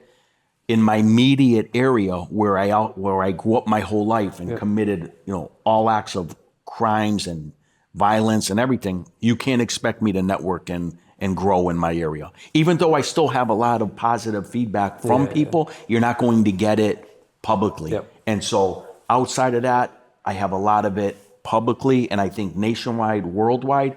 I think like if people that see this and want to that engage with me like they have been and opening up doors and opportunities, you'll see like that brand can be built up. And look at Michael Francesi. I think he's got over 1 million and something subscribers, an ex-mafia guy. Yep. And you got other guys. Johnny A. just became a city councilman for New Jersey, I mean, ex-gangster, mafia enforcer. So, I mean, with us, and I can go on and on with other names, you got Dominic Cicali down in, Florida, very successful. I'm going to the Mob Museum to be a speaker next month. I've been on hundreds of podcasts. I got tens of millions of views on the internet. I've been on like a lot of major podcasts out there. Vlad twice, Soft White Underbelly twice, all the major podcasts. And I refuse a lot of them. So I think my brand can be a lot bigger. It's just getting to work and pushing it, Yeah, it's unlimited what you can do, right? I mean, like you said, you're contained. You kind of have this reputation there that might be holding you back, but the world's a huge place. And, right. Yeah. And, the world isn't perfect. There's a lot of stuff in this world that happen, atrocities, when it comes to war. You got these kids you got bureaucrats sending young kids, 17, 18, 19, to go to war to kill each other for a war that could end tomorrow. And then 3 years later, they'll be like, well, what did we fight for? Meanwhile, all these hundreds of million kids got killed for what? Yeah. To me, those people are 100 times worse than we will ever be. Tell me the story about how you became partners with the NFL players. Oh, so we were, me and Freddie G is the one that killed Whitey Bulger in prison. So me and him were, this was like in the early 90s, mid to early 90s. And, he wasn't Freddie was more of like a credit card scammer type guy, worked for his family's jewelry business. And I was more of the, involved in everything, like we already discussed. So he came to me and he said he had a guy that wanted to borrow some money. He owned a bar in Westfield. So I said, okay, I think we gave him 30,000 cash, 15, and then he borrowed some more. It got up to be like 30,000. And I think he was paying us like 4 points. So he was paying like, it's like $1,200 a week. And he was a businessman, he couldn't pay. And so we started going into their bar, and next thing you know, we became his partners in the bar. Because he couldn't pay. Because he couldn't pay. Yeah. So now we own half the bar. So if, it was in a college town and a very successful bar. And then next thing you know, he couldn't pay his end even more. And so not only did we take over that whole bar, college bar that we had, but now he owed us 50,000 now at this time, more. Like, he was up to 50. And so there was like 5 partners in this big, one of the biggest restaurants down in the Cape called Sophia's. And he was one of the owners, investors, investors and everything. And so he ended up signing over to us his end on that restaurant. And so I remember going down there and introducing ourselves to a couple of the managers and say, yeah, we're partners, we're taking over. And then next thing you know, like there was a couple of Dallas Cowboy guys that were actually investors in the same bar restaurant. Yeah. And there was a big conflict of interest with it. And were they active players? I think they had just gotten released, done with their careers. Retired. Yeah. And they might have, we didn't get into it, involved in it too much, because what ended up happening was they found out who we were. Yeah. And I wasn't notorious back then. Yeah. It was just, this was like in the mid to 90s. Yeah. I mean, I had a reputation in my area for being who I was, but nothing like it came to. Yeah. And Freddie too. Freddie didn't have, like if you talk about Freddie and me now, I mean, it's like we're being two of the most people known, people. But now, back then it wasn't, but they still didn't want to have anything to do with it. So they gave us some sort of buyout, and, they didn't want to. They paid off his debts. Paid off the guy's debts and pretty much, squashed it. You got any other ones like that? Oh, with businesses? Yeah. I mean, I could tell you 100. My nightclub business was, so the Squillantes, I had a partner in the marijuana business named Steve, Irish guy. Great, mind, he was one of the sharpest guys I known. And he was Irish, and he introduced me to so many prominent organized crime criminals, just like Bruno did, and he's Irish. Okay. He just was a really good, and he was in the marijuana business. So, he was taking his money, and he was from the Connecticut area, and he got involved with these Squillanti guys. Their grandfather was Jimmy Squillanti, who was the underboss of the Gambinos. He was underneath Albert Anastasia. I think he was a captain, big time guy, but he messed up and they killed him and stuck him. He was involved in the garbage business. Okay. So that's where they found him, in the garbage truck in the back of it. So the Squillantes were up in Connecticut. And so they had this club called The System, and it was open till ecstasy was big back then, late 90s, mid 90s, early 90s. Ecstasy was a big crowd. So this place was open from when the bars shut up to all morning. You'd go in there and buy $12 waters, and they'd take those ecstasy pills. Anyways, my friend is partners with them, and they started to kind of like muscle my friend. And he was like my partner in other businesses. So he said to me, gives me an opportunity, he says, Amp, you get these guys out, I give you 35% of the place, because it was like 3 partnerships. I wasn't a made guy at the time. I didn't go to no made guys to do it. And I actually squeezed them out. I said, okay, I got them out. And so, how'd you get them out? Just the threat of the violence, and said, like I had such a good reputation that all it took for me was to go in. And they were nice guys. I liked the family. Like I knew the father and the 2 brothers, Jeff, and, so I knew them. And it wasn't like I was like, didn't like them. It was just that, you guys, he's giving me 35% to take over a club that's doing 150,000 a week. Yeah. So I'm going to side with him. Plus he's my partner. So I said, listen, I'm taking over his end. They were stealing the DJ equipment. They were stealing stuff out of the place. They weren't giving him his end. And I said, stop doing it. I'm his new partner. I'm taking over. You guys, took this, took that, consider that your buyout, it's over, I'm taking over. And from that day on, I ended up getting the 35%. And there was that's when they brought in other mafia sit down. There was this notorious Genovese guy, Fritzy Giovanelli. He killed the 2 cops in New York back in the 90s. He thought they were mobsters and it was a mob hit, and he shot at them on the streets and he killed them. Yeah, boy. Yeah.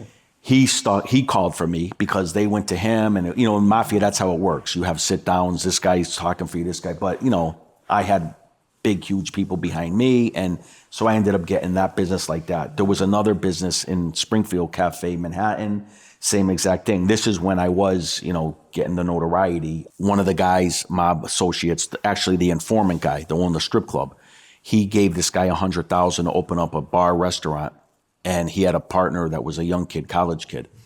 Well, the guy couldn't pay the money. He couldn't pay back the mob associate. So we went in there, we told him, hey, we're going to take over the place and we'll get you the money back and blah, blah, blah in due time. But we're going to go over and take his end. He said, yeah, fine. We go in there and said, hey, you're out. This kid's name was Mark D'Angelo. We threw him out of the restaurant.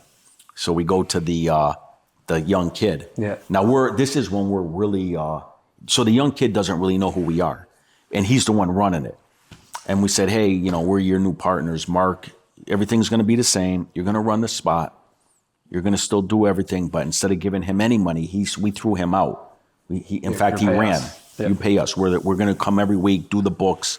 You run it the way you're doing it. And he goes, okay, are you sure? Are you sure? He's all like, okay, I don't mind. It's like nothing's coming out of my pocket. No, just run it the way you're running it. All of a sudden, the State Organized Crime Task Force, FBI, go to him. And they go, yeah, those guys that just came here, do you know who they are? And he goes, well, let me just tell you. So they told him who we were. And next thing you know, we go see this kid. He goes, guys, I don't know what I'm getting involved in. But they asked him, did they extort you? Did they do anything? Yeah. They said no. They said they were really nice. They came in here and they said, they got rid of a problem for me. The guy they got rid of was the problem. And which is, we did. And I could tell you, I was involved with so many businesses. We had another restaurant, same exact. But a lot of the restaurants, I came up with some capital. Yeah. And it was just a silent partner with. Yeah, like my cousin opened one up in Connecticut. I gave him $25,000 and I was a partner there. I had restaurants throughout, going deeper into Connecticut. I had the restaurant down in the south end of Springfield. How many income streams do you think you had between all these different partnerships and restaurants and lines? And I would have to, I would say definitely more than a dozen. I mean, if we name them, we can go over them. But between the street rackets, let's just say the street rackets. You got the sports gambling, and you got multiple streams coming in from the sports gambling, right? And then you got the numbers. And then you got multiple things with the numbers. I put together the edge off where we used to edge off to the state. No, we don't. I cooked the edge off. And we never got a hit. Yeah. And that brought us $350,000 to $500,000 a year, and we never got a hit on the edge off. You got the loan sharking, and then you got multiple, I might be loan sharking with you. I had 10 guys I was loan sharking with. I might have 80,000 on the street with you, 60 on the 1,000. And then I was lending it out potentially to some of the other guys. So you would, not only that, we would be partners. Me and you were partners. Yeah. And you might have the customers, and So I charge 4, you get 2, I get 2. No. Me and you were, if we were charging them 4, but you got other guys that would do it too this way. I would give you 100,000 at a point. Yeah. But 2 points. We owed this one guy 400,000. Okay. We were borrowing it from him at 2 points. Okay. So we owed him 8,000 a week, but we were putting it out at 3, 4, 5, 6, 7, 10 points. Okay. Yeah. So, but the problem is we still owed him. Yeah. And the problem also is when some of those guys don't pay, you still have to pay him. Yeah. And so you definitely have to pay him because you're only one guy to him. He don't care that you got 100 other guys out that you're loaning the money to. He goes, I gave you the money. And that's what you say to your customers. Say, I gave you the money. I don't care, what you did with it. Yeah. I gave it to you. I want it back. And when you think about it, they're not wrong when they say that. If I give you 10,000 and we have an agreement, you're going to pay me $200 a week. Who are you to tell me that you're not going to pay me no more? Yeah. Right? I mean, you came up, you borrowed my money, 10,000, right? In realistic form, would you do that to the bank on your mortgage? Take your house. They take your house. Yeah. They don't care. You got kids, see you later. Go to the shelter and live. So in a way, what gets the mafia bad is when they strong arm the guys, and like if I never did that. What would you do? What would be your process? Yeah, I'll tell you exactly. Your collection process. I never put my hands on a guy to collect money. I never had to. One guy, I had to do it. And this guy was just such a scum that he tried to go to this other guy, a made guy. And this was when I told you I was like shelved, and he borrowed $20,000 from me. And he was supposed to pay me, I think, $3,600 a week. And like a few weeks later, he said he's going to pay. But I know what he did. The other guy sent him in to me to take the 20 to pay him. And I said, listen, I'm going to give you a couple days or whatever, but you're going to pay me my money. And that guy caught a real serious, vicious, beating and this and that. He's the only guy I ever, because that was like him telling me, you're a nobody. Yeah, it was this made guy told me to rob you for 20 and I did it. And you ain't, and because you're a nobody. I don't have to be a somebody to be a mafia guy. Yeah. We all bleed blood, red, same color. And, you go tell, some gangbanger that. But what I would do is say you owe me, and I've done this to dozens of guys. You owe me $10,000 a week. You're paying me $400 a week. Okay. Right? You got 3 kids, right? Yep. You got a wife. Something happened. You needed your house boiler broke. You needed to put some money. I don't have it this week. Yeah. I needed to put some money. No problem. When can you get it? It's gonna take me 3 weeks. And I forget about it. 3 weeks. Start paying me again. Okay. Okay. That's how you handle it. What if they don't pay? They will pay. And then and here's another thing. Say you got a guy that's so he's up to 600, right? Or 800. He's gonna pay. And then a lot of guys, he owes you 10,000. Yeah. Are you gonna kill the guy over 10? I'm sure he can come up with something, right? And then you make a payment plan with him. All right, so listen, I've done this with a number of guys. Say he paid for, some of these guys pay yearly. Okay. So say he borrowed 10,000, but he was paying 400 a week, right? Yep. Paid you back 20,000. Yeah, compounds. Okay. Yeah. So you got your 10 back. Yep. You made 100% profit, 10, and he still owes you 10. It's an infinite return now. Okay? Yeah. So if he died tomorrow, you would still want 100 more customers like him. If you had a business that made 100% return, you got your money back, and now it's an infinite return, right? Yep. Okay. So why are you going to hurt the guy? So now that's when you make the deal with the guy. I'll tell you a real quick story. These guys in my area, they got this guy that borrowed 5,000. His name was Rudy Ciccatelli. They go to him, and he's been paying 5,000. He paying 1,300. They're charging him like 8 points. He was paying like 1,300 a month on 5,000, and he was paying it for like 3 years. Okay. So do the math. 1,300 times 10 is 13,000. Say 15,000 a year. Yeah. 3 years is 45,000. And I think he paid for about 5 years. But let's just say he paid 60,000 back on the 5,000. He goes to these guys. Now he's got a little kid. He goes to them and he said, hey, can you give me a break? Can you give me a deal? And they said, no, pay us the money. Right? Now what they should have did was, what I would have did was, and this guy would have, all right, what do you need? Can you just lower it for me? They would have had the guy keep paying. Right? But instead of lowering it, they said no. They could have said, instead of 1,300, give us 800. Yeah, okay, he would have been, thank you so much. But they said no. Instead, he goes to the FBI and the state police, and he wears a wire. Now he goes back down to them. Now they're telling him what to say. Hey, I can't pay you. They're trying to get those guys mad, right? I can't pay you. So he goes, the guy, Anthony Arillotta, slaps him, right? 4 or 5 times, kicks him. FBI's watching it on camera, listening to it on the microphone. So now he gets out of there. So now they got these guys. Yeah. They got him. And that's a serious offense. These guys are going to go away for at least 5 years, right? Yep. 5 years for sure, because he slapped him, whatever. Yeah, now, instead, and I'll tell you the rest of the story, but instead of just saying to the guy, okay, we can give you, pay us $800, they would have had the guy paying him $800 for the next 5 years. You know what I mean? And so the guys that did it are millionaires. So you risk, okay, so now what happens? So they arrest the guy, right, that slapped them. Yeah. So not only you guys slapped this guy, and they arrested him, only him, But now he's going to go to jail probably for 5 to 6, 7 years, right? He's going to have to get a lawyer, 40, 50,000, right? He's not going to get no more money from the guy for sure now. And he's going to lose his freedom, and he's going to lose out on other business, because he's under indictment, and now he's out on bail and things like that.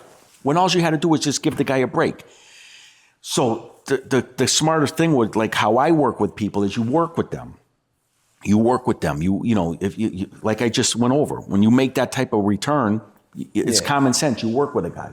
And then a lot of times, like, people have things like, maybe a car that you can take, or a chain, and they'll be like, all right, give me the chain, we're even, and something like that, So is that what, there would be some sort of repossession? Yeah, like collateral. Yeah. Like they might, or again, they might have something. The business interest. Yeah, what if they give you a tip on a great opportunity, on a real estate deal, something like that, So, but real quick, what happened to that guy, he ends up keeping the wire.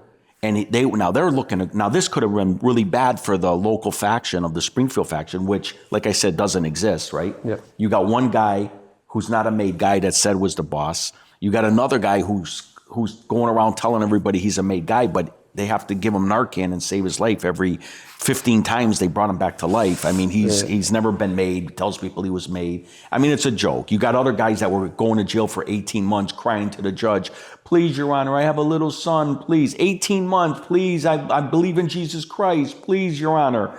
It's a joke, what these guys are, and that they even portrayed some fat slob that they call Sammy Shark. Another joke, like these guys, they wouldn't shoot an air gun, never mind a real gun.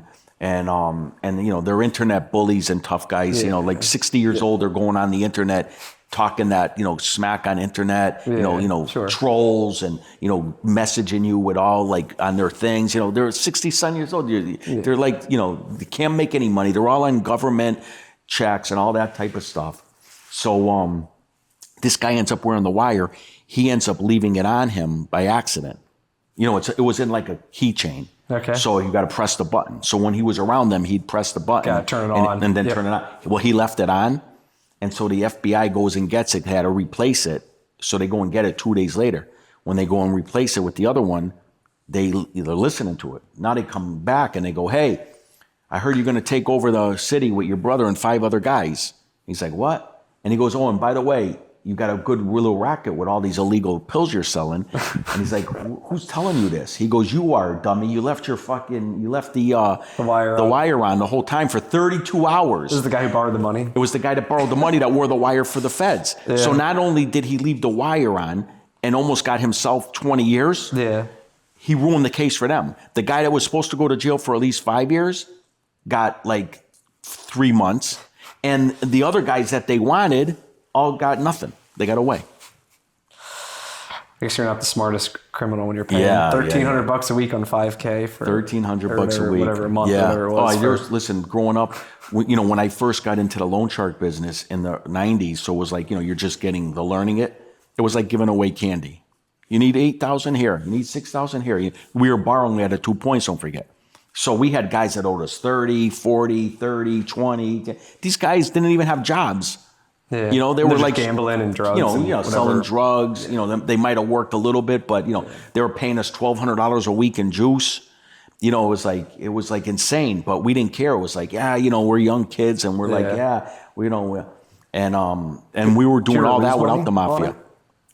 Yeah. So what happened was I ended up going to prison, and we owed this guy like around $300,000 to $400,000. Let's just say 340, 400, 300, and we're paying him 2%. So I came home from prison in 93. I borrowed 100 because I'm a fourth partner in it. I'm a third partner. And so if we owed 300,000, I owe 100. Yeah. So it was like, say, 360, I owed 120. Yeah. So I go to the loan shark. My father let me borrow 120,000. This is when I came home in 93. Because don't forget, I went to prison from 90 to 93. I was in jail 2 of those years. Yeah. So 93, I come home broke. I borrow 120,000 from my father because my partners that I was involved in the business with, I was just starting to build up that marijuana. Yeah, he wasn't in control. He didn't know how to run it. So like I was the one running it. I had the connections. I was the one buying it. I was the one doing everything. Yeah. So he didn't know what to do. So and he would spend all the money. You know, like we were partners. Instead of making us money, I'd come home after, you know, I had a violation of so I came out after 8 months, come home and he goes through the money. So I said, I'm done with you. I'm done with everybody. That's when I hit the streets really hard in 93. 93, I borrowed 100,000 from my father, 110,000, something like that. I paid a loan shark back. I get out of that business. Now I have no partners on the street. Bruno's my partner, but I'm doing small stuff with him, sports gambling, dumb shit, right? By 1997, I can look at 1.3 million cash, and not to mention what I got owed to me, not to mention what I got businesses that, you know, was with you know, like money coming in and things like that. And I'm a millionaire, and my father is paid back. Less than 3 years, I did it. So yeah, it was like, and that's all from the street stuff. Yeah. Any advice you give for new entrepreneurs, kind of getting started, or ones that, you know, are trying to figure out how do I break to that next level? Yeah, I would say two things. I would say your circle is who you are. So always, and never burn any bridges. Even if the person is not up to your standards, never burn the bridge with them. Never insult them or disrespect them. You can walk away from them. You don't have to work with them. You don't have to be involved with him, but don't insult people. If you know the guy's not up to your level, make a peaceful transition away from him. And never burn bridges, and always look to expand. Always look to network. You know, like when they say, if you don't go out, you're not going to meet anybody. Yeah. If you're not going out and into socializing, you're not going to know if there's an opportunity. You know, if you're going to stay home and have a drink and watch TV and eat dinner and you don't run into nobody, or you go into this restaurant and you're around hundreds of people socializing, you're out for, not to be a drunk, I'm just saying, eating dinner and going out and socializing. That's when opportunities come. People, you say, oh, I'm on social media. Here's my Instagram. Here's my number. What do you do? Here's my card. Here's this. And then the second thing, a lot of people have good thoughts and ideas and everything, but they don't do it. They have that fear. And the thing I would say, especially for young kids, is just do it. Just no matter what it is. I would say, especially in the real estate business, I'll tell you a perfect thing, but just whatever business you're going into, just do it. Get involved in it. Make a fool of yourself while you're learning. Learn all the mistakes from it, but keep doing it and learning it, providing that that's a business that you chose. It's a good business, and that's what you're passionate about. You have ideas of it. And I would say real estate for me, for young kids today, right? Say you got a young kid. I don't believe in a school system. I'm so happy they're getting rid of Department of Education. They don't teach the kids nothing. Yeah. They spend $280 billion and only like $60 billion of it go to the teaching of the kids and everything. And there's like $100 billion go to office, food, and parties and everything like that. So what I would tell these young kids, I would homeschool if you could. You can learn anything from the internet today. And the history is all not what they tell us either. So you can learn anything, math, spelling, things like that, which you need to learn. The history, you homeschool, you learn this history. But here's the thing. They tell these kids it's a fake dream. College. You're going to go to school for 12 years and then you're going to go to college. That's all a waste. Every guy that I know that's a multi-millionaire businessman came from Italy, couldn't even read or write, worth tens of millions of dollars, got involved in the pizza business, got involved in a restaurant business, got involved in other business, couldn't even read or write, never went to school at all, but they started working at a young age. And then from that restaurant, they started learning everything about it. And then they just ended up being 18 years old, opening up their own. And then next thing you know, they're multimillionaires. I mean, I'm talking, these guys were making the money I was making, going to the casinos, blowing 40, 50,000, at a shot, then turning around, going to this casino, blowing another 30. So instead of the parents giving the kids money for college, unless you're going to go to be a lawyer, something that you need a degree to get. In a business. Right? I would say, okay, it's 50,000 to go to this school. Let's just say 30,000, right? I would take that 30,000, first-time home buyer for a kid, right? Co-sign the loan for them, right? Get them in a, 4-family or under is considered non-commercial, right? I think it's 4 and over, right? Get them into a 4-3 unit, right? Put down, a 300,000. You're putting down, I think, 3.5%, right? So you're, less than 15,000, right? You're coming down on a 3-family, right? And if it does need money, whatever, that's money that you were gonna spend 30,000 a year on school, right? Yep. Now for the next year, that kid is going to learn. That's their job, finding the right tenants, staying on top of the property, collecting the rent, finding the Insurance. right, the taxes, the insurance, finding the right construction guy, the plumbers and the maintenance guys, when there is a problem, to get over there and do it. Learning even stuff like yourself, how to fix things, how to paint, things along those levels, and getting it and staying on. Now that year goes by, they go from 17 to 18, but now they got a year experience in that, right? And that 3,500 that was put down now can be used. That what happened to the 40,000 for school or 30,000 for school. Now the next year you do another one. Maybe you try to do 2. You do 2 the next year. So you buy another one. Even if you put down 10% on the 300. Now you don't forget you're building equity on the first one. And not only that, if it's one of those ones where you bought at the auction, something like that, and had to put money in, don't forget you could fix it up, rent it, refinance, take all your money back. Now you're into it for nothing. Plus you got money in your pocket. So there's so many angles when it comes to that. But now the next year you do 2, the next third year you do 2, and the next year you do 3. 4 years went by. So you got 3, 5, 7, you got 8 3-family units. You got 24 rents coming in, and you got 4 years of experience in the real estate business. You know everything that there is to know about that. Now you're ready to buy those 32 units. You're ready to scale it upwards. You're ready to, and you're still a young kid filled with that hunger and that drive and that all that. You're a young entrepreneur, and you're all that.